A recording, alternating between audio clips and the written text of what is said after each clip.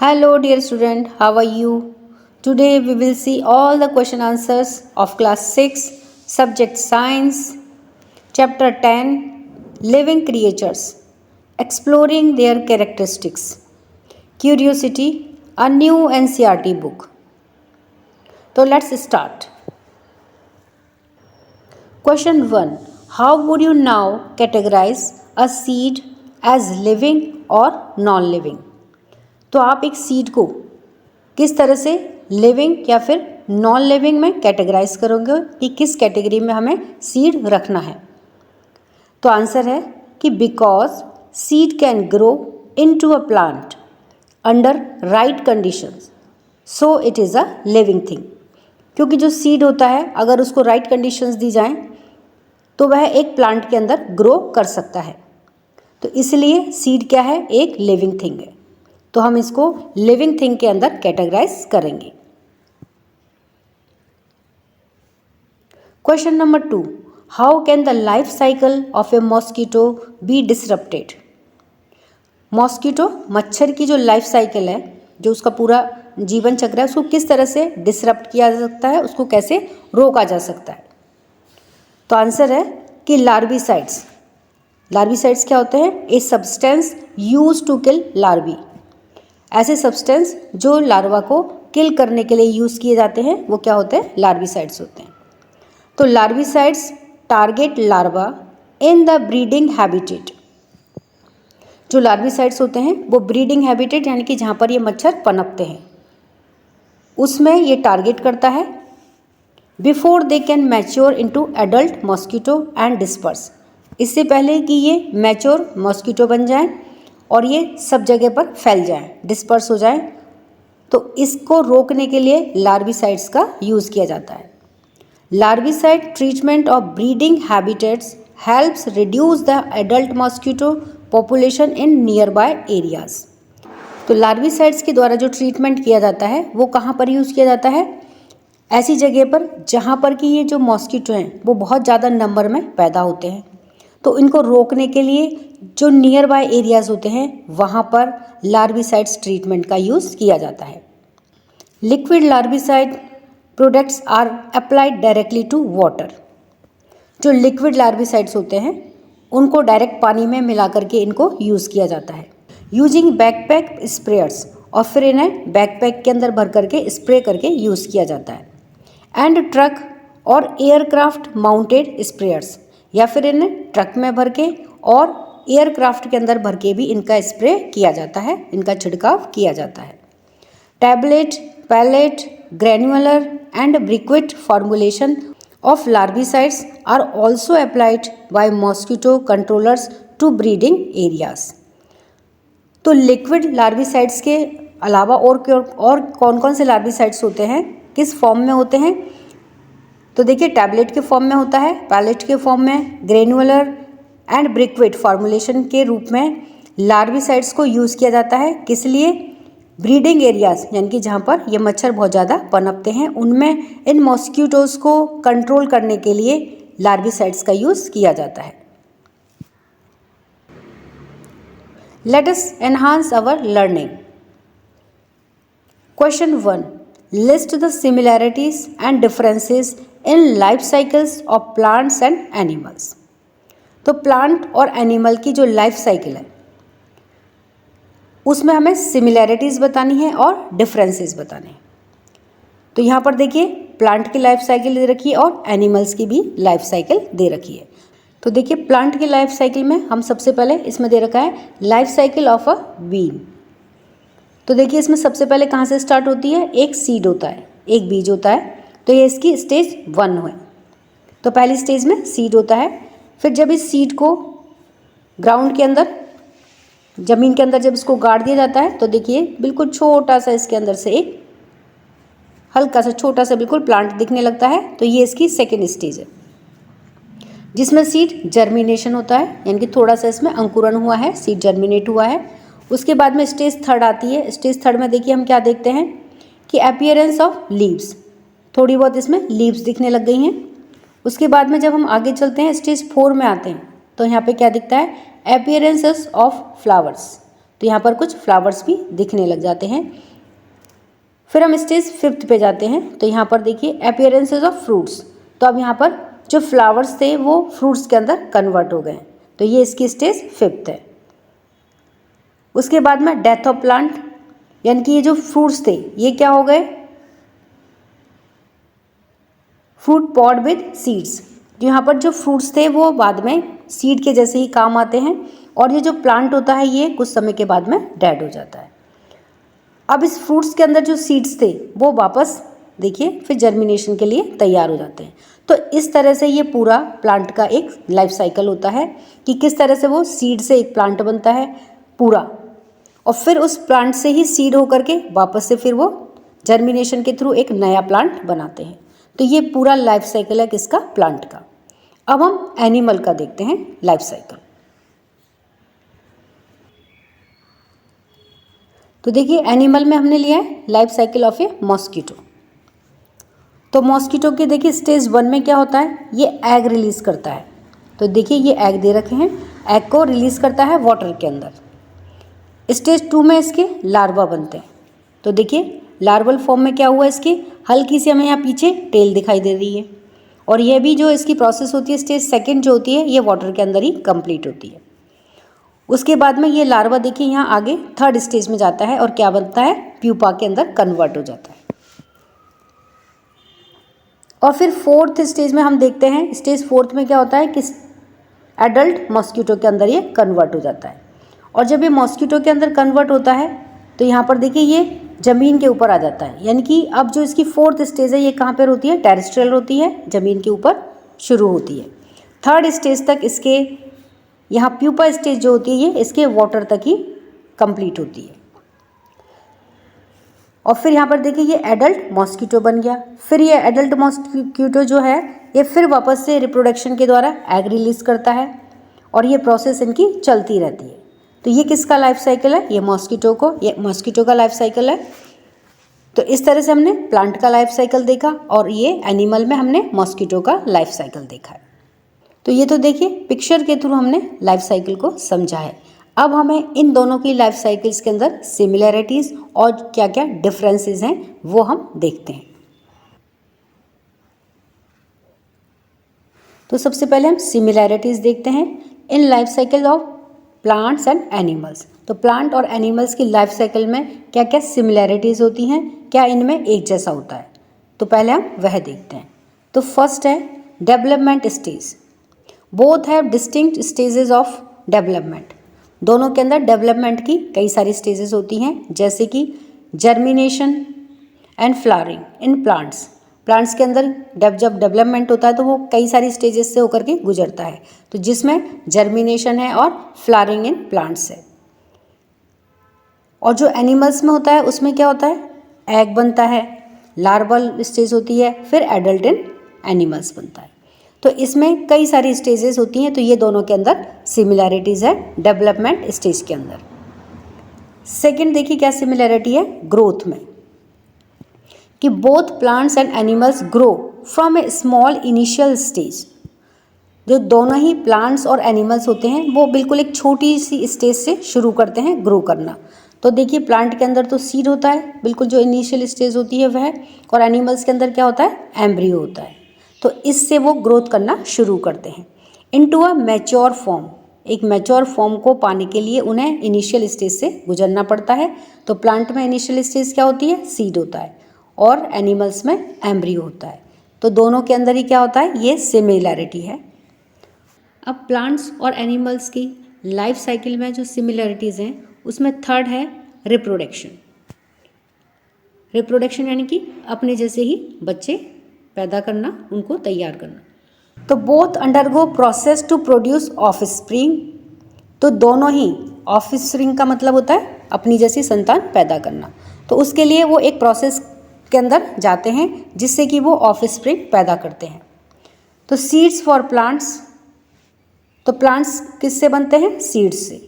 Seeds for plants and young ones for animals, और animals के लिए क्या है, यंग वंस हैं।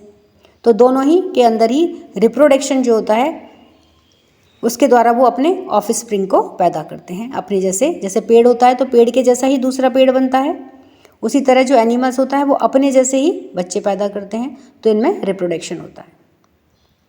बस दोनों की जो रिप्रोडक्शन फॉर्म है उसमें डिफरेंस होता है।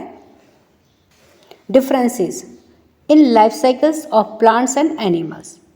प्लांट्स और एनिमल्स की जो लाइफ साइकिल है, अब हम उसके अंदर डिफरेंसेस देखते हैं कि इनमें क्या क्या डिफरेंसेस हैं। तो पहला है रेस्पिरेशन को लेकर के। वाइल बोथ रेस्पायर, जब दोनों रेस्पायर करते हैं, द मैकेनिज्म डिफर, तो जो इसकी मैकेनिज्म होती है वो डिफर होती है। रेस्पिरेशन तो दोनों ही करते हैं, प्लांट्स में भी रेस्पिरेशन होता है और एनिमल्स में भी होता है, लेकिन जो इसकी मैकेनिज्म है वो डिफर होती है, अलग होती है। एनिमल्स यूज लंग्स और गिल्स। एनिमल्स के पास क्या होता है, रेस्पिरेशन ऑर्गन्स, लंग्स होते हैं और गिल्स होते हैं, जबकि प्लांट्स किसके थ्रू करते हैं, स्टोमेटा के थ्रू करते हैं या फिर लेंटिकल्स होते हैं।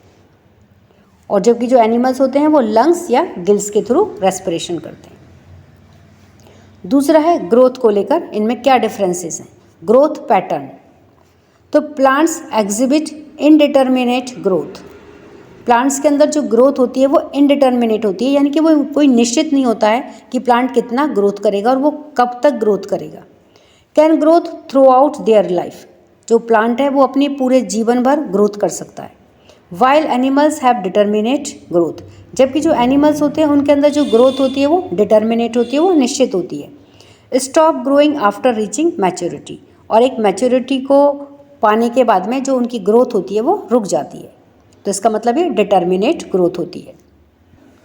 Third one is reproductive structures. Animals have specialised organs for reproductions. Animals के अंदर रिप्रोडक्शन के लिए कुछ स्पेशल ऑर्गन्स होते हैं। While plants use flowers, cons और स्पोर्स, जबकि प्लांट्स के अंदर जो रिप्रोडक्टिव ऑर्गन्स होते हैं वो क्या होते हैं, फ्लावर्स होते हैं, कोन्स के थ्रू करता है या फिर स्पोर्स होते हैं। और एनिमल्स के अंदर स्पेशलाइज्ड ऑर्गन्स होते हैं फॉर रिप्रोडक्शन। तो ये लाइफ साइकिल प्लांट और एनिमल्स की में डिफरेंसेस हैं। Question 2, the table given below shows some data. तो नीचे जो टेबल दी गई है यह कुछ डेटा को बताती है। स्टडी द डेटा, इस डेटा को स्टडी करिए and try to find out examples, और एग्जाम्पल्स को फाइंड आउट करने की कोशिश कीजिए। Appropriate for the condition given in the second and third columns, तो जो कंडीशन सेकेंड और थर्ड कॉलम में दी गई हैं वो उसके लिए एक अप्रोप्रिएट एग्जाम्पल को फाइंड आउट करने की कोशिश कीजिए। इफ़ यू थिंक, अगर आप सोचते हैं that an example for any of the condition given below is not possible, यदि आप सोचते हैं कि किसी भी दी हुई कंडीशन के लिए एग्जाम्पल को ढूंढना पॉसिबल नहीं है, एक्सप्लेन वाई, तो आप उसका एक्सप्लेनेशन बताइए कि ऐसा क्यों है। तो आइए सबसे पहले हम टेबल को देखते हैं। तो देखिए सीरियल नंबर 1 में क्या है कि डज इट ग्रो, तो इसमें दे रखा है कि नो। डज इट रिस्पायर, क्या ये रिस्पायर करता है, तो नो। अब हमें इसका एग्जाम्पल देना है, यानी कि हमें कोई ऐसी चीज़ का एग्जाम्पल यहाँ पर लिखना है एग्जाम्पल में कि जो ग्रो भी नहीं करता है और जो रिस्पायर भी नहीं करता है। तो देखिए ऐसी कौन सी चीज़ होगी, ऐसी नॉन लिविंग थिंग ही होगी जो ग्रो भी नहीं करती है और रेस्पिरेशन भी नहीं करती है। और इसमें हमें रिमार्क बताना है कि वो हमने इस कैटेगरी में उसको क्यों रखा है, तो उसके लिए हमें रिमार्क लिखना है। इसी तरह से देखिए ये सेकंड नंबर का सीरियल नंबर 2 है कि डज इट ग्रो, तो no. Does it respire, yes. और यहाँ पर हमें एग्जाम्पल बताना है ऐसी चीज़ का जो ग्रो तो नहीं करता है लेकिन रेस्पिरेशन उसमें होता है, और उसके लिए फिर हमें रिमार्क लिखना है। थर्ड नंबर में देखिए क्या है कि डज इट ग्रो, यस, वो ग्रो करता है। डज इट रिस्पायर, नो, वह रेस्पिरेशन नहीं करता है लेकिन ग्रो करता है। तो ऐसा हमें एक एग्जाम्पल देना है और उसके लिए फिर हमें रिमार्क लिखना है। फोर्थ नंबर पे है कि does it grow, yes. Does it respire, yes. Example हमें यहाँ पर देना है कि ऐसी कौन सी चीज़ है जो ग्रो भी करती है, जो रेस्पिरेशन भी करती है। तो देखिए ऐसी कौन सी चीज़ होती है, living things, all living things, तो वो सभी ग्रो करते हैं, रेस्पायर करते हैं। और रिमार्क में हमें यहाँ पर लिखना है। तो इस तरह से हमें ये टेबल कंप्लीट करनी है। तो अब आइए हम इस टेबल को देखते हैं कि किस तरह से हम इसको फिल करेंगे। तो देखिए सबसे पहले क्या है सीरियल नंबर 1 में कि does it grow, no. Does it respire, no. तो इसमें हमने एग्जाम्पल क्या दिया है, कोई भी non living thing, chair, rock, metal, ये सभी क्या होती है, ना तो ये ग्रोथ करती हैं और ना ही ये रेस्पायर करती है। तो यहाँ पर देखिए हम रिमार्क है, इसमें क्या लिखेंगे कि ये क्या हुई, नॉन लिविंग थिंग्स हुई। तो नॉन लिविंग थिंग्स में नो ग्रोथ, नो रेस्पिरेशन।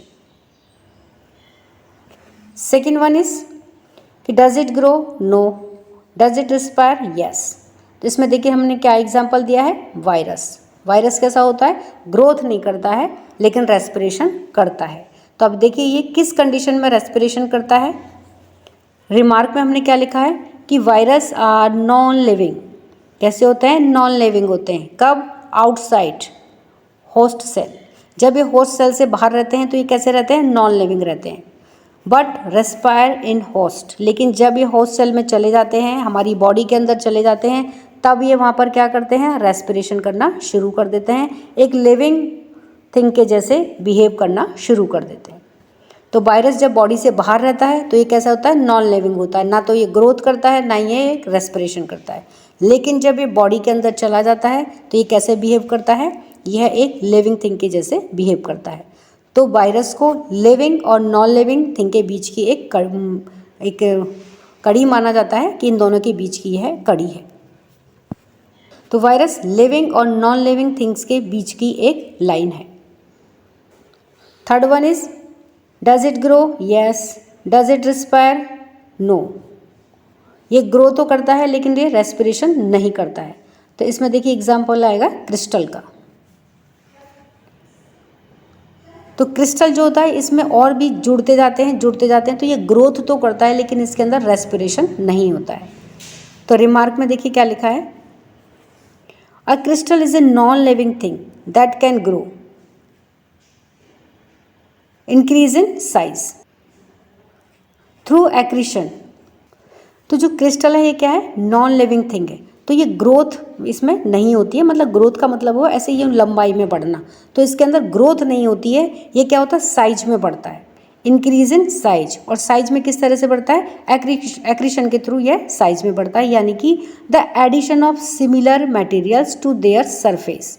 इसकी सरफेस पर इसके जैसा ही मटेरियल चिपकता जाता है, ऐड होता जाता है। तो इस तरह से इसकी साइज में ये बढ़ता है।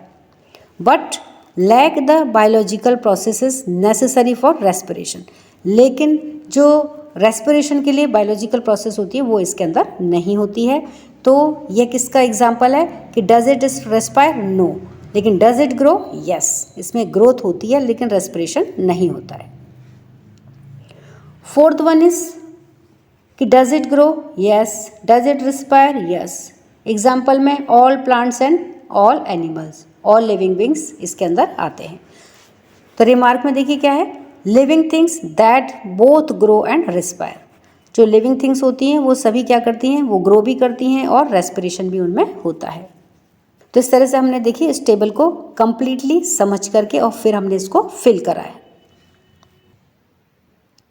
Question number 3, you have learned that different conditions are required for seed germination.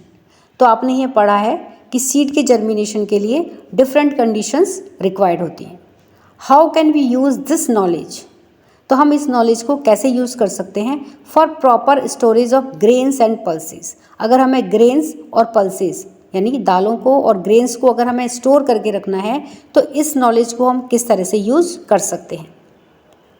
तो आंसर है to ensure proper storage of grains and pulses and prevent germination.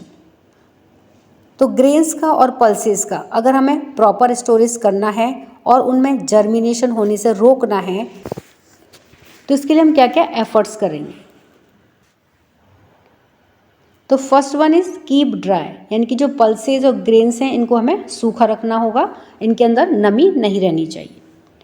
Second one is cool storage, जो storage जिस जगह पे हम कर रहे हैं वो कैसी जगह होनी चाहिए, वो कूल होनी चाहिए, थोड़ा ठंडा प्लेस होना चाहिए। Third one is air tight containers, जिस कंटेनर में हम पल्सेस या ग्रेन्स को रख रहे हैं वो कैसे होने चाहिए, वो एयर टाइट होने चाहिए, उनके अंदर से हवा बाहर अंदर नहीं जानी चाहिए।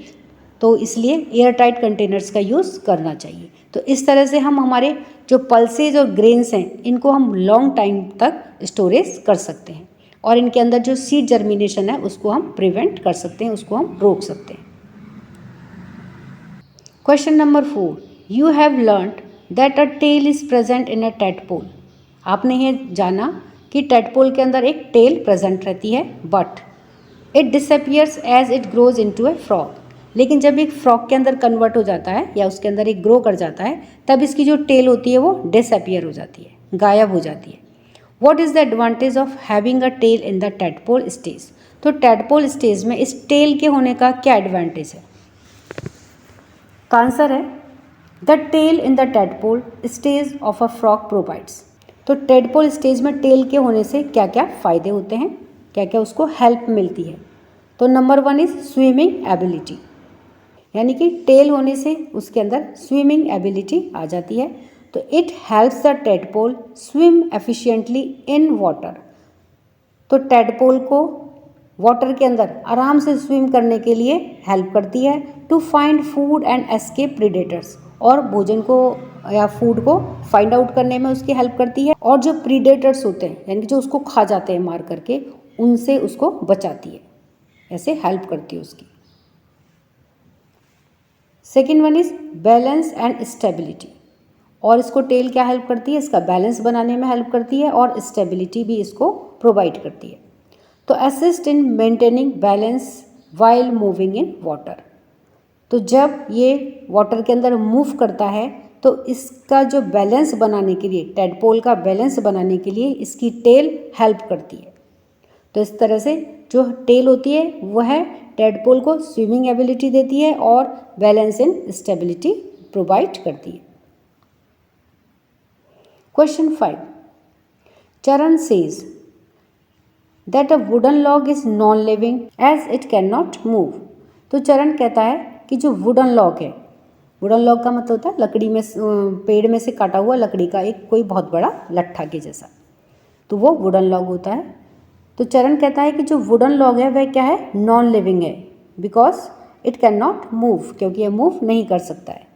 Charu counters it by saying, और चारू इसका विरोध करते हुए कहती है, saying that it is living, यह लिविंग थिंग है, चारू ऐसा कहती है। Because it is made of would, क्योंकि यह वुड से बना हुआ है। ऑब्टेन्ड फ्रॉम ट्रीज, और इसे कहाँ से लिया गया है? इसे ट्रीज से ही लिया गया है, तो इसलिए यह क्या है? यह लिविंग थिंग है। Give your argument in favour और against the two statement given by Charan and Charu. जो चरण और चारू ने जो स्टेटमेंट दिए हैं उनके आपको अगेंस्ट में भी और उनके फेवर में अपना स्टेटमेंट बताना है कि वो जो कह रहे हैं वो अगर नॉन लिविंग बता रहे हैं तो आपको ये बताना है कि वो सही है या गलत है। तो आप उसके पक्ष में और विपक्ष में दोनों ही आपको स्टेटमेंट बताने हैं। तो देखिए चरण से स्टेटमेंट, चरण का स्टेटमेंट क्या है कि अ wooden log is non living, कि जो वुडन का लॉग है वो कैसा है? नॉन लिविंग है, यह चरण का स्टेटमेंट है।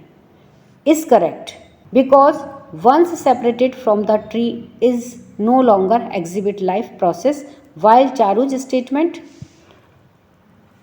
तो क्योंकि once separated from the tree, जब एक बार ये ट्री से सेपरेट हो गया, एक बार जब ये ट्री से अलग हो गया, तो it no longer exhibit life process, तो इसके अंदर फिर लाइफ की प्रोसेस और नहीं होती हैं, क्योंकि अब ये पेड़ से सेपरेट होकर के अलग हो गया है। तो अब ये कैसा हो गया? ये नॉन लिविंग थिंग के जैसे बिहेव करेगा।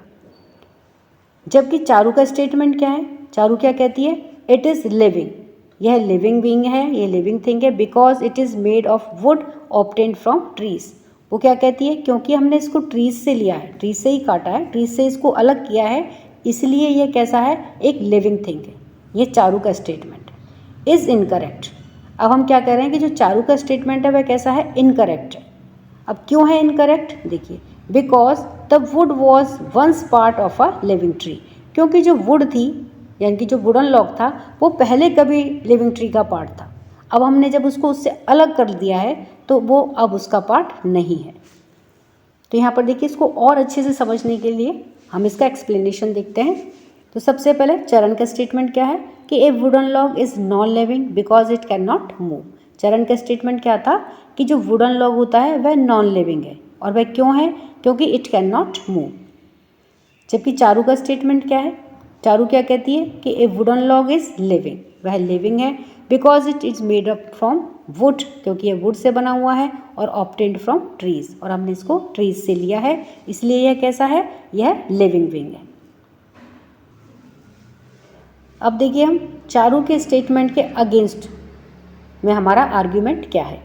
तो once separated from the tree, जब एक बार ये ट्री से सेपरेट हो गया है, the would know longer exhibit growth, तो जो वुड है वो ग्रोथ को एग्जिबिट नहीं करती है, रिप्रोडक्शन को एग्जिबिट नहीं करती है, और अदर लाइफ प्रोसेस, और उसके अंदर लाइफ की जो और भी प्रोसेस हैं वो उसके अंदर नहीं होती हैं। तो इसलिए जो वुडन लॉग है वो कैसा है, नॉन लिविंग थिंग है। तो हम ये उसके अगेंस्ट में हमारा आर्ग्यूमेंट बता रहे हैं। द वुड वॉज लिविंग, जो वुड था या वुडन लॉग था वो लिविंग था कब, when it was part of the tree, जब वह ट्री का ही पार्ट था, यानी कि जब वह ट्री से जुड़ा हुआ था तब यह कैसा था, लिविंग था। But become non living after the tree was cut, लेकिन यह कब नॉन लिविंग हो गया, जब इसको पेड़ से अलग कर दिया गया तब यह नॉन लिविंग हो गया।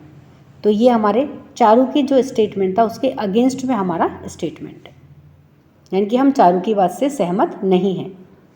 अब argument in favour of Charan's statement. अब हम देखिए चरण के स्टेटमेंट के फेवर में हमारे क्या आर्ग्यूमेंट होगा कि the wooden log was once part of a living tree, कि जो वुडन लॉग था वो पहले लिविंग ट्री का ही पार्ट था, विच वॉज अलाइव, यानी कि जब वह जिंदा था, and exhibited characteristics of living being, और वो कैसी कैरेक्टरिस्टिक्स को दिखा रहा था, एक लिविंग बीइंग के अंदर जो कैरेक्टर्स होते हैं वह उनको शो कर रहा था। The would know longer exhibit life process one separated from the tree, और जो वुड है, जो वुडन लॉग है, जब वह पेड़ से ट्री से सेपरेट हो गया तो वो अब किसी भी तरह की लाइफ प्रोसेस को एग्जिबिट नहीं करता है। तो अब ये कैसा हो गया, अब ये नॉन लिविंग थिंग के जैसे बिहेव कर रहा है, तो इसलिए ये अब किसी भी तरह से लिविंग थिंग नहीं है। तो ये हम चरण के स्टेटमेंट के फेवर में हमारा ये आर्ग्यूमेंट है, यानी कि हम चरण के स्टेटमेंट से सहमत हैं। Question number 6, what are the similarities and distinguishing features in the life cycles of a mosquito and a frog. एक मॉस्किटो और फ्रॉग का जो लाइफ साइकिल होता है उसके अंदर क्या क्या सिमिलैरिटीज़ होती हैं और उनके अंदर क्या क्या डिफरेंसेस होते हैं, तो वह हमें बताने हैं। तो सबसे पहले हम सिमिलैरिटीज़ देखते हैं। तो आंसर देखते हैं कि similarities features in the life cycles of a mosquito and a frog. एक मॉस्किटो और फ्रॉग की जो लाइफ साइकिल होती है उसके अंदर सिमिलैरिटीज़ क्या क्या होती हैं। तो both begin life as eggs, दोनों में ही जो लाइफ होती है वो किससे शुरू होती है, एग से शुरू होती है। Both have a larval stage, tadpole in frogs और larvae in mosquitoes, that is aquatic. तो दोनों के अंदर ही लार्वल स्टेज होती है। फ्रॉग के अंदर क्या होती है, टेडपोल होती है, और मॉस्किटोज के अंदर क्या होती है, लार्वी। तो ये लार्वा का प्लूरल है, लार्वी। दैट इज एक्वेटिक, और ये क्या होती है, एक्वेटिक होती है, यानी कि इनकी जो लार्वल स्टेज होती है वो पानी के अंदर ही कंप्लीट होती है, तो इसलिए ये कैसी होती है, एक्वेटिक स्टेज होती है। Distinguishing features in the life cycles of a mosquito and a frog. एक मॉस्किटो और एक फ्रॉग के अंदर जो लाइफ साइकिल है उसमें क्या क्या डिफरेंसेस होते हैं, उनमें क्या क्या अलग होते हैं। तो देखिए मॉस्किटोज हैव 4 स्टेजेस, मॉस्किटो के अंदर 4 स्टेजेस होती हैं। तो देखिए फर्स्ट स्टेज इसकी क्या है कि इसमें ये पहली स्टेज में क्या करता है, एग्स को ले करता है। एक एडल्ट मॉस्किटो होता है जो पानी के अंदर ये इस तरह से अंडों को छोड़ता है। सेकेंड स्टेज में क्या होता है, देखिए लार्वा फॉर्मेशन होता है, ये भी एक्वेटिक स्टेज है। तो इस लार्वल फॉर्म में देखिए हमें इसकी ये टेल दिख रही है।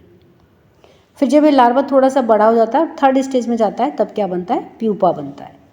तो यहाँ पर देखिए इसकी जो टेल है वो और भी ज़्यादा बड़ी हो गई है, तो ये इसकी स्टेज थर्ड है। और स्टेज फोर्थ जो होती है वो ज़मीन पे कंप्लीट होती है, और इसमें क्या होता है, ये एडल्ट मॉस्किटो का फॉर्मेशन हो जाता है।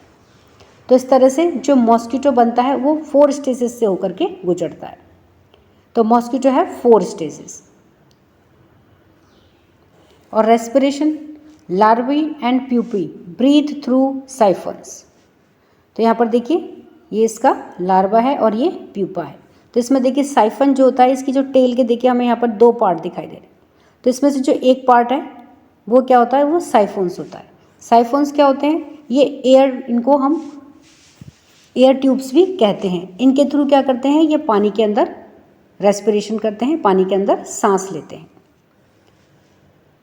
तो इनमें जो रेस्पिरेशन होता है, लार्वा और प्यूपा वाली जो स्टेज होती है उसमें साइफोन्स के थ्रू ये रेस्पिरेशन करते हैं।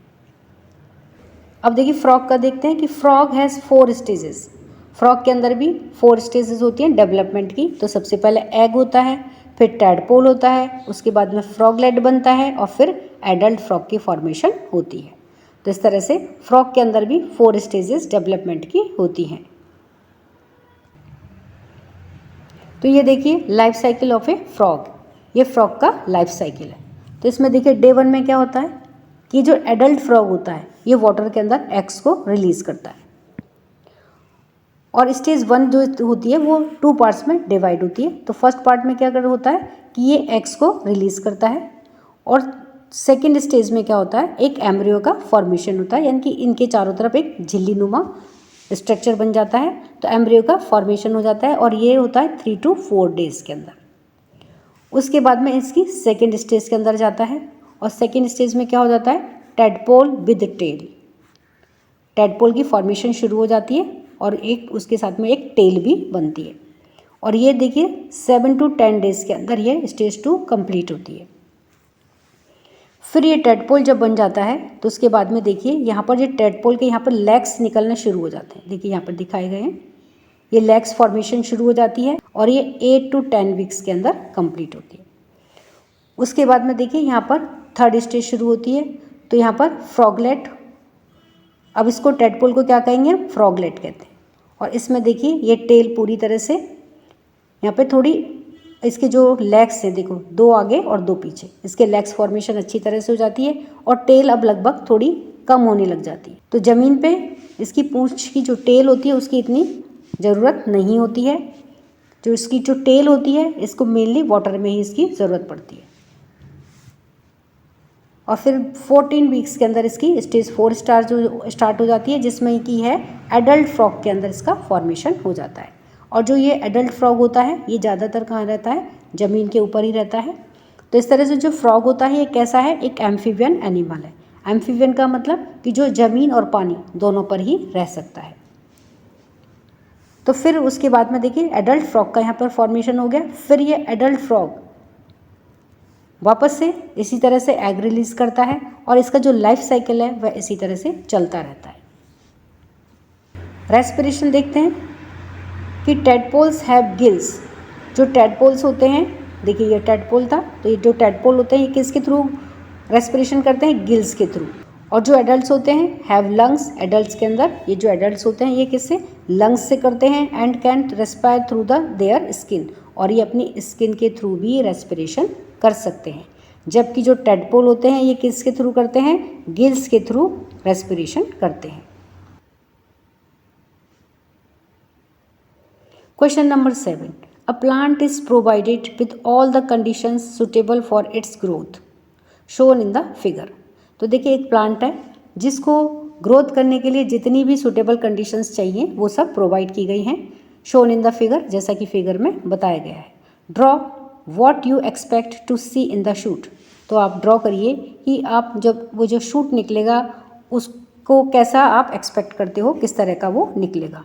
And the root of the plant after the 1 week, 1 week के बाद में शूट और रूट को आप किस तरह का एक्सपेक्ट करते हैं कि वह किस तरह का ग्रो होगा। Write down the reasons. तो देखिए आंसर है एक्सपेक्टेड ऑब्जर्वेशंस। क्या क्या हो सकता है, शूट में क्या दिखेगा, देखिए कि shoot growth upwards towards the light source. तो जो शूट है वह कहाँ ग्रोथ करेगा, वो लाइट की दिशा में ही ग्रोथ करेगा। अपवर्ड्स ऊपर की ओर ग्रोथ करता है, वो लाइट सोर्स जिधर से भी लाइट आ रही होती है उसकी ओर ही वह ग्रोथ करता है। और रूट देखिए किधर ग्रोथ करती है कि ग्रोथ डाउनवर्ड्स। रूट कहाँ ग्रोथ करती है, नीचे की तरफ ग्रोथ करती है। इनटू द सॉइल, जमीन के अंदर ग्रोथ करती है। For stability and nutrient absorption, और क्या काम करती है, यह स्टेबिलिटी देती है प्लांट को और जितने भी न्यूट्रिएंट्स होते हैं सॉइल के अंदर उनको एब्जॉर्ब करके प्लांट को देती है। अब देखिए हमें रीज़न बताना है कि शूट ने तो अपवर्ड ग्रोथ क्यों की और रूट ने डाउनवर्ड जो ग्रोथ हुई थी वह क्यों हुई थी, इसका हमें रीज़न बताना है। तो shoot grow towards light, shoot ने लाइट की तरफ ऊपर की तरफ ग्रोथ करी, क्योंकि फोटोट्रॉपिज्म फॉर फोटोसिंथेसिस। फोटोट्रॉपिज्म का मतलब होता है लाइट की तरफ मुड़ना, लाइट की तरफ जाना, तो फोटोट्रॉपिज्म फॉर फोटोसिंथेसिस। तो जब वो लाइट की तरफ जाएगा तो उससे क्या होगी, उसकी फोटोसिंथेसिस की प्रोसेस होगी। फोटोसिंथेसिस की प्रोसेस क्या होती है, एक तरह से आप ये समझें कि प्लांट के लिए फूड का फॉर्मेशन। तो वो कब होगा, जब सनलाइट होगी, तो इसलिए भी प्लांट सन की तरफ डाउन टूवर्ड्स हो जाता है। अब रूट ने कहाँ ग्रो करी, डाउनवर्ड्स, नीचे की तरफ ग्रो करती है रूट। ये ग्रेविटोट्रॉपिज्म, तो ये ग्रेविटी की वजह से नीचे की तरफ ग्रो करती हैं, तो ये क्या होता है, ग्रेविट्रोपिज्म। और किसके लिए आती है, फॉर न्यूट्रिएंट एब्जॉर्प्शन। और नीचे जा कर के ये क्या करती हैं, एक तो स्टेबिलिटी देती हैं प्लांट को, और एक जितने भी न्यूट्रिएंट्स होते हैं उनको एब्जॉर्ब करने का काम रूट्स करती हैं। तो ये हमारा रीज़न है जो हमने प्लांट में ग्रोथ देखी, शूट की और रूट की।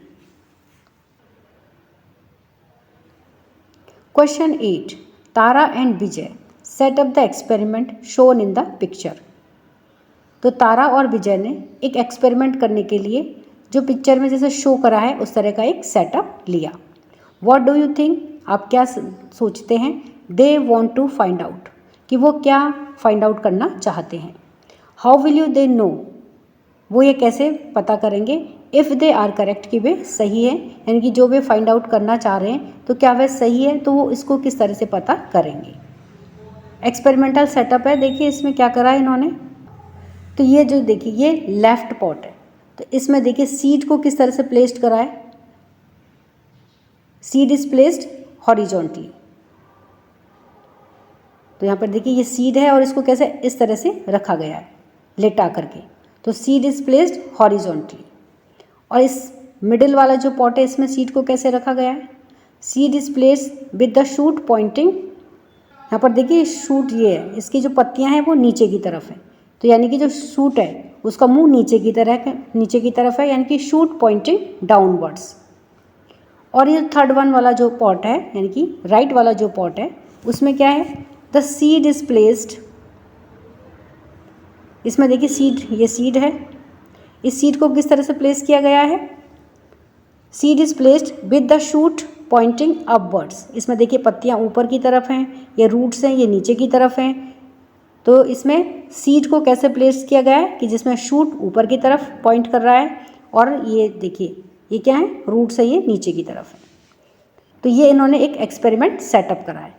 तो अब हमें ये तो पता चल गया कि वो क्या फाइंड आउट करना चाह रहे हैं। तो वो क्या फाइंड आउट करना चाह रहे हैं कि सीड को किस किस तरह से हम प्लेस करें, तो ये जो प्लांट बनेगा क्या इसकी पोजीशन में भी कोई डिफरेंस आता है, तो वो यह फाइंड आउट करना चाहते हैं। तो आइए अब इनके क्या क्या रिजल्ट निकलते हैं वह देखते हैं। तो आंसर है कि Tara and Vijay are likely trying to understand, कि तारा और विजय लगभग ये समझना चाह रहे हैं how the orientation of a seed affects the growth direction of the shoot, कि किस तरह से सीड की जो ओरिएंटेशन है, सीड की जो दिशा है, वो शूट की ग्रोथ की डायरेक्शन को भी अफेक्ट करती है क्या, यानी कि अगर हम सीड को किसी तरह से प्लेस्ड करें, उसकी ओरिएंटेशन को चेंज कर देंगे तो शूट की जो ग्रोथ की डायरेक्शन है वह भी चेंज होती है क्या। यानी कि the green part above ground, जो ग्रीन पार्ट है वो ग्राउंड से ऊपर की ओर होता है, and the root the part below ground, और जो रूट होती है वो ग्राउंड के अंदर का पार्ट होता है। तो यहाँ पर देखिए हमने एक्सपेरिमेंट में देखा था कि किस तरह से उसने सीड को अलग अलग डायरेक्शन में प्लेस्ड किया था। देखिए इसको एक बार देखते हैं। तो यहाँ पर देखिए सीड को इस तरह से लिटा करके रखा था, यहाँ पर देखिए इस तरह से सीड को रखा है जिसमें शूट नीचे की तरफ है। तो देखिए इस तरह से तो कभी पॉसिबल होगा ही नहीं कि शूट इस तरह से प्लेस्ड किया जाए, उसको अंदर की तरफ दबा करके रखा जाए और सीड अंदर की तरफ ग्रो करेगा, ऐसे कभी भी नहीं होगा ये पोजीशन। और ये वाली जो पोजीशन है ये राइट पोजीशन है। तो अब वो सीड को अगर सॉइल के अंदर डालेगा तो वो चाहे उसको ऐसे रख दे, चाहे उसको ऐसे सीधा डाल दे, चाहे उसको ऐसे रख दे, यानी कि सीड की ओरिएंटेशन को किसी भी तरह से रखेगा, शूट की ग्रोथ में कोई डिफरेंस नहीं आएगा। अब ऑब्जर्वेशन में क्या है कि वो क्या ऑब्जर्व करते हैं कि if the shoot always grows upward, यदि शूट हमेशा ही अपवर्ड की तरफ ग्रो करता है, टूवर्ड्स द लाइट, लाइट की तरफ ही ग्रो करता है। And the root always grows downwards, और जो रूट होती हैं वो हमेशा ही डाउनवर्ड्स में ग्रो करती हैं इनटू द सॉइल, सॉइल के अंदर, regardless of how the seed is placed. तो इससे कोई फ़र्क नहीं पड़ता कि सीड को किस तरह से प्लेस किया गया है। This shows that plants have natural mechanism. तो ये क्या शो करता है कि प्लांट के पास एक नेचुरल मैकेनिज़्म होती है, एक नेचुरल तौर तरीका होता है, लाइक फोटोट्रॉपिज्म, जैसे कि फोटोट्रॉपिज्म यानी कि वो अपना आप से ही फोटो की तरफ, लाइट की तरफ जाएगा, एंड ग्रेविट्रोपिज्म, और ग्रेविटी की तरफ वह जाता है, that guide their growth direction. और ये दोनों यानी कि फोटोट्रॉपिज्म और ग्रेविट्रोपिज्म जो होते हैं ये प्लांट को गाइड करते हैं कि शूट को किधर ग्रोथ करनी है और रूट को किधर ग्रोथ करनी है। तो बीज को हमने किस तरह से प्लेस्ड करा है इससे कोई फ़र्क नहीं पड़ता है। प्लेस्ड को सीड को हम किसी भी तरह से प्लेस्ड कर दें, शूट हमेशा अपवर्ड डायरेक्शन में ही ग्रोथ करेगा, और जो रूट्स होती हैं वो हमेशा ही डाउनवर्ड डायरेक्शन में ग्रोथ करेंगे। Question number 9, design an experiment to check. तो एक एक्सपेरिमेंट को डिज़ाइन करिए चेक करने के लिए, if temperature has an effect on seed germination, कि जो टेम्परेचर होता है वह सीड जर्मिनेशन को अफेक्ट करता है, टेम्परेचर के कारण सीड जर्मिनेशन अफेक्टेड होता है। तो इसके लिए हमें एक एक्सपेरिमेंट को डिज़ाइन करना है। तो किसी भी एक्सपेरिमेंट को करने से पहले देखिए उसका एक एम होता है, यानी कि वह एक्सपेरिमेंट हम क्यों कर रहे हैं, हम क्या फाइंड आउट करना चाहते हैं। तो इसके लिए हम सबसे पहले एम लिखेंगे। तो एम हमारा क्या है, experiment to check the effect of temperature on seed germination. हम किस लिए एक्सपेरिमेंट करना चाह रहे हैं, यह देखने के लिए कि जो टेम्परेचर होता है वो सीड जर्मिनेशन को किस तरह से अफेक्ट करता है। फिर इस एक्सपेरिमेंट को करने के लिए हमको क्या चाहिए, कुछ मटेरियल्स चाहिए जिनकी हेल्प से हम ये एक्सपेरिमेंट करेंगे। तो इसके लिए देखिए हमें क्या चाहिए, आइडेंटिकल पॉट्स, एक जैसे पॉट्स, उसमें सॉइल चाहिए, सीड्स चाहिए, और थर्मामीटर्स, टेम्परेचर को नापने के लिए थर्मामीटर्स चाहिए, and different temperature control environments, और अलग अलग तरह के टेम्परेचर को कंट्रोल करने वाला एनवायरनमेंट चाहिए, जैसे कि refrigerator, room temperature and heated environment, और बहुत तेज़ गर्म वाला एनवायरनमेंट। तो ये सब हमें मटेरियल्स रिक्वायर्ड होंगे इस एक्सपेरिमेंट को करने के लिए।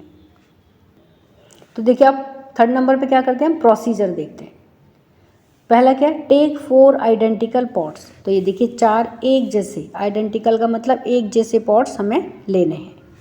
सेकेंड में क्या करना है, fill each pot with the same type of garden soil, और इन चारों पॉट्स को हमें एक जैसी मिट्टी से भरना है।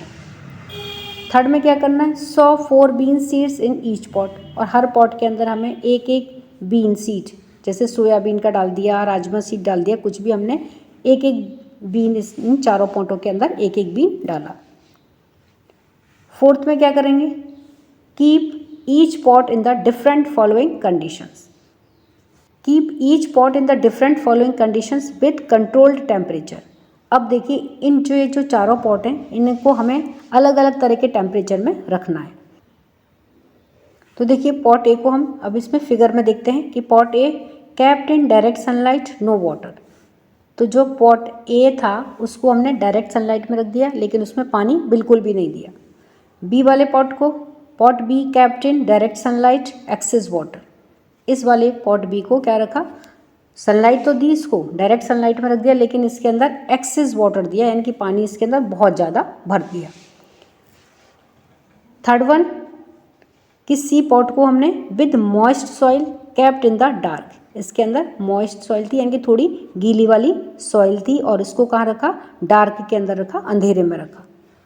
डी वाला जो पॉट है उसको with moist soil capped in direct sunlight, और जो ये डी वाला पॉट है इसमें क्या था कि जो सॉइल है वो मॉइस्ट है और इसको डायरेक्ट सनलाइट में रखा है। Bean seeds expose to different conditions. तो इसमें देखिए जो हमने बीन सीड बोया है उसके लिए हमने जो टेम्परेचर की कंडीशंस हैं वो अलग अलग रखी हैं। अब देखते हैं हम रिजल्ट फाइंड आउट करते हैं कि इनमें क्या क्या रिजल्ट हमें दिखेगा। तो यहाँ पर देखिए हमने क्या करा था, पॉट ए को do not water the soil, उसमें पानी बिल्कुल भी नहीं दिया था। और place this pot in direct sunlight, इस पॉट को हमने सीधे ही सनलाइट में रखा था और इसको पानी बिल्कुल भी नहीं दिया था। और पॉट बी में क्या करा था, add excess water to the soil such that water is always present above. जो बी वाला पॉट था उसमें इतना एक्सेस पानी हमने वाटर दिया कि वो हमेशा ही ऊपर ही रहा, यानी कि उसका जो पानी का लेवल है वो हमेशा ही ज़्यादा रहा, एक्सेस वाटर उसके अंदर दिया। और इसको भी डायरेक्ट सनलाइट के अंदर रख दिया था। Present above the soil, keep adding water on a regular basis if water reduces, और जैसे ही उसमें पानी कम होने लगे फिर हमने उसके अंदर पानी और डाल दिया। Place this pot in direct sunlight, और इस पॉट को भी हमने सीधे ही सनलाइट में रख दिया। पॉट सी को देख के क्या करा था कि keep the soil in the pot slightly moist by adding a moderate amount of water on a regular basis.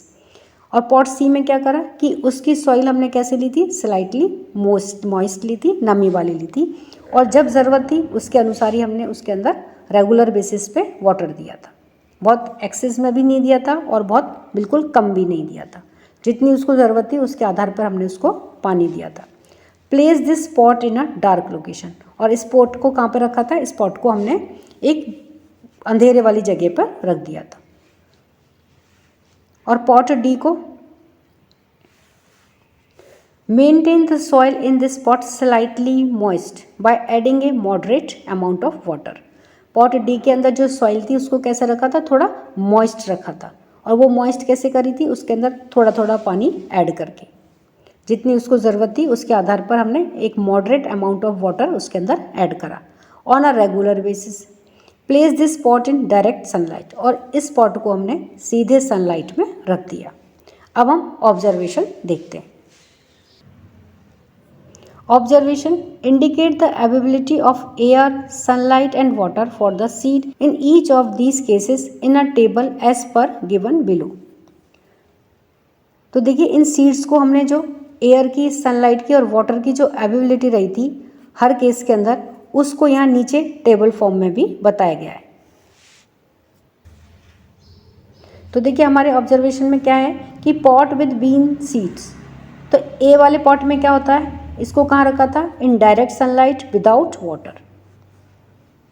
तो अवेलेबिलिटी ऑफ एयर इसमें थी क्योंकि ये बिल्कुल खुले में रखा था तो इसको एयर मिली थी। सनलाइट इसको डायरेक्ट सनलाइट में रखा था तो इसको सनलाइट भी मिली है, लेकिन इसको वाटर नहीं मिला है ना। तो अब देखिए प्रिडिक्शन क्या होगा हमारा और ऑब्जर्वेशन क्या होगा। प्रिडिक्शन यानी कि जो हम अनुमान लगाते हैं, और ऑब्जर्वेशन जो हम देखते हैं।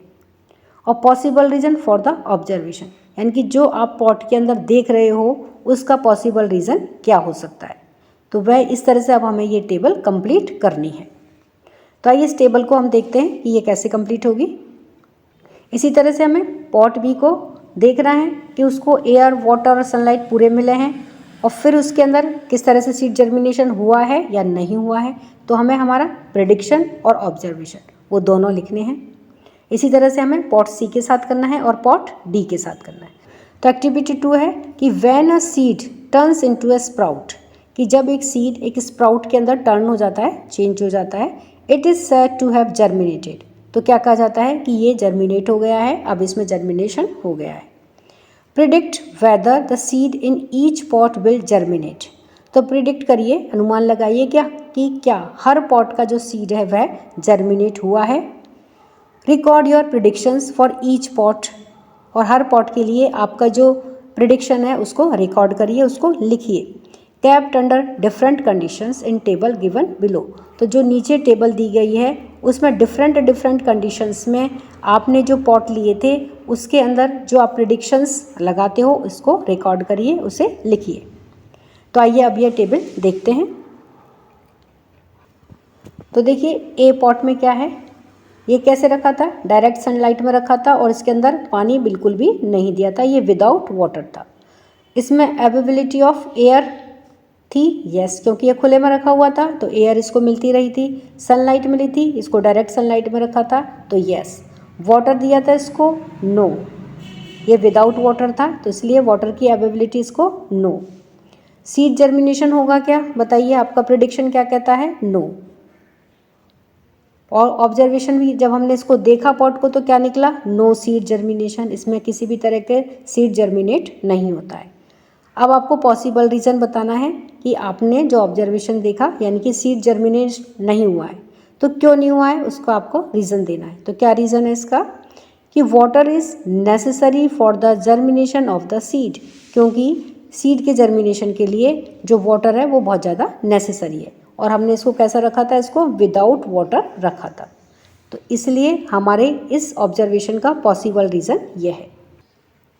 तो देखिए पॉट बी में क्या था, इन direct sunlight and excess water, इसको सनलाइट में तो दिया था लेकिन पानी कितना दे दिया था, एक्सेस दे दिया था। अब देखिए कोई हमें भी पहले तो बिल्कुल प्यासा रखे या फिर बिल्कुल ही एक्सेस में वाटर दे या फूड दे, तो क्या होगा, दोनों ही कंडीशन है सही नहीं है। तो इसमें देखिए एयर की अवेलेबिलिटी यस, और इसको सनलाइट मिली है यस, और वाटर की अवेलेबिलिटी कितनी है, एक्सेस, पानी दिया है लेकिन जितना चाहिए उससे इसको बहुत ज़्यादा दे दिया है, एक्सेस दे दिया है। अब प्रेडिक्शन क्या कहता है कि सीड जर्मिनेट होगा या नहीं होगा, तो हम क्या सोच रहे हैं कि होगा, क्योंकि हमने इसको पानी दिया है। लेकिन जब हम ऑब्जर्वेशन करते हैं, उसको देखते हैं, तो क्या होता है कि seed germination is not proper, यानी कि जैसा जर्मिनेशन होना चाहिए, जर्मिनेट होना चाहिए, वैसा नहीं हुआ है। इसका पॉसिबल रीज़न क्या है कि in the presence of excess water seed are likely to root rot and can not germinate properly, क्योंकि एक्सेस वाटर हमने दिया है, तो एक्सेस वाटर की वजह से जो सीड है वो क्या हो गया, रॉट हो गया, वो ख़राब हो गया, और इसलिए वो जर्मिनेट नहीं हुआ है, वो प्रॉपरली जर्मिनेट नहीं हुआ है। उसके बाद में हम देखिए पॉट सी को देखते हैं, in complete dark and moist soil. तो इस वाले पॉट को हमने क्या करा था, इसमें जो सॉइल थी वो कैसी थी, मॉइस्ट थी, और इसको कहाँ प्लेस करा था, इसको एक डार्क प्लेस में रखा था। तो इस डार्क प्लेस में देखिए एयर मिलेगी इसको यस, सनलाइट मिलेगी इसको नो, क्योंकि कहाँ पे रखा हुआ है, डार्क प्लेस पर है। और वाटर कैसा दिया है इसको, लिमिटेड दिया है, क्योंकि इसकी जो सॉइल है वो कैसी है, मॉइस्ट है, यानी कि उसके अंदर थोड़ा बहुत पानी है। अब आपका प्रेडिक्शन क्या कहता है कि ये सीड जर्मिनेट करेगा या नहीं करेगा, तो हमारा प्रेडिक्शन कहता है कि यस, सीड जर्मिनेशन करेगा। और हम जब ऑब्जर्वेशन में देखते हैं तो हम क्या देखते हैं कि yes seed germination, seed germinate होता है, ऐसा हम ऑब्जर्व करते हैं। पॉट को जब हम देखते हैं तो क्या पाते हैं कि यस सीड जर्मिनेट। इसका पॉसिबल रीज़न क्या था कि for bean seeds light is not essential to germinate. तो देखिए जो बीन सीड्स होते हैं उनके लिए जर्मिनेशन के लिए लाइट ज़रूरी नहीं होती है। The majority of seeds grow more effectively in dark. जो ज़्यादातर जो सीड्स होते हैं वो डार्क में भी, अंधेरे में भी अच्छे से ग्रो कर सकते हैं, उनको लाइट की ज़रूरत नहीं होती है।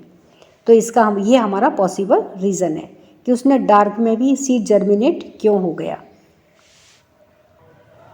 अब देखिए डी पॉट को देखते हैं, इन direct sunlight and moist soil. इस पॉट को क्या करा था, सीधे सनलाइट में रख दिया था, और इसकी जो सॉइल थी वो कैसी थी, मॉइस्ट थी, थोड़ी नमी वाली थी।